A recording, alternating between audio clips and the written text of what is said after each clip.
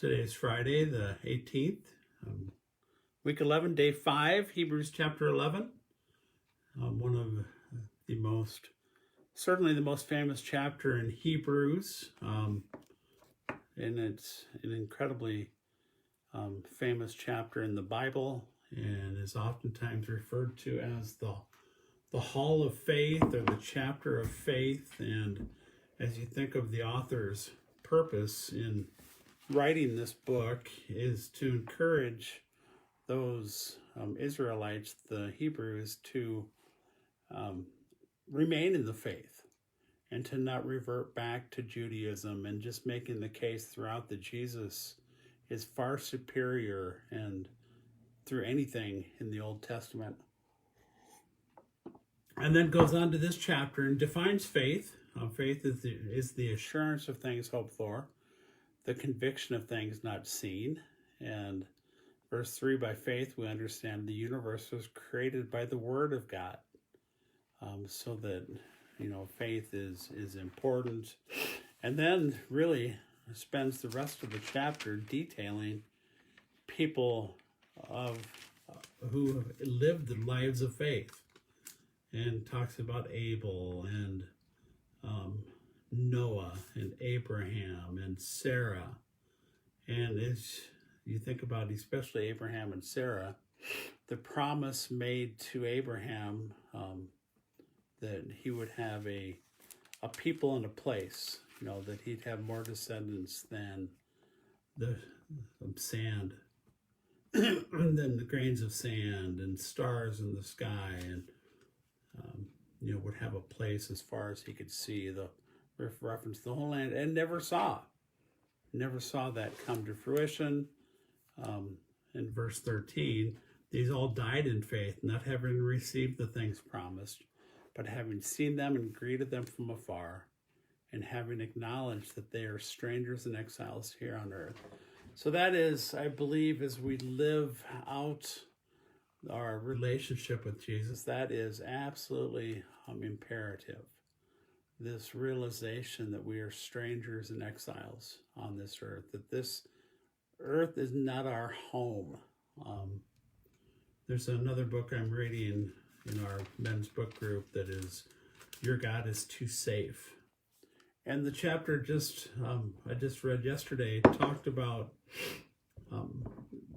we can look around, we can even look at Bible stories and look at, there's times it seems that God shows favoritism, that God, blesses Esau over Jacob, seems to have a lot of care and love for Joseph as opposed to the other brothers. We see it with David over, certainly over Saul, certainly over the other brothers. And this author, Mark Buchanan, just kind of stresses that sometimes life just doesn't seem fair. We see people who have no faith doing exceedingly well in our world, and we see those that have faith doing poorly. And he talked about a neighbor of his who had a young girl that was dying of a disease, a horrible disease, dying inch by inch. And well, someone else was moving into a multi-million-dollar home that had no faith. And just that whole realization that, it just doesn't seem fair. And this chapter should give us hope in that regard. And his conclusion is that, yes, on this side of eternity, life isn't fair. That, we in this acknowledgement that we are strangers and aliens, strangers and exiles here on this earth. And the challenge is, regardless of our situation, is we are called to live by faith and to have faith. And that is what really this chapter is all about. And we see this, what we would perceive as lack of fairness sometimes when we look down at 35 and 36. Some were tortured, refusing to accept the release so that they might rise again to a better life. Others suffered mocking and flogging, chains and imprisonment. Others were killed with the sword. They were stoned, sawn in two. I mean, just some, from our perspective, some horrific things. And you think, gosh, that didn't go well for them here on this earth. That doesn't seem right. But that realization that this is not our home, certainly not our long-term home. So the author is making it clear we need to, in spite of whatever our circumstances are, we need to be faithful. And he's challenging them to remain faithful. So that's a great reminder to us.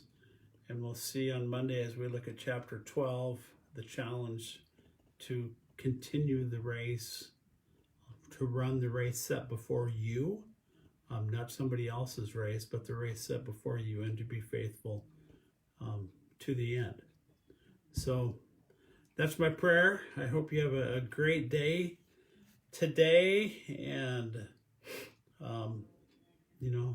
I guess I shouldn't say a great day. I hope you have a faithful day. And that you're able to, I know I'll watch some basketball this afternoon with the Iowa and Iowa State women and men's plan. So it's a big day. So I'm flying my Iowa State sweater and cup. So, but I really, do hope all three could do well today. So have a good day. We'll see you on here on Monday. If you get any questions or any comments, please leave them in the comment section. And I appreciate you watching. God bless.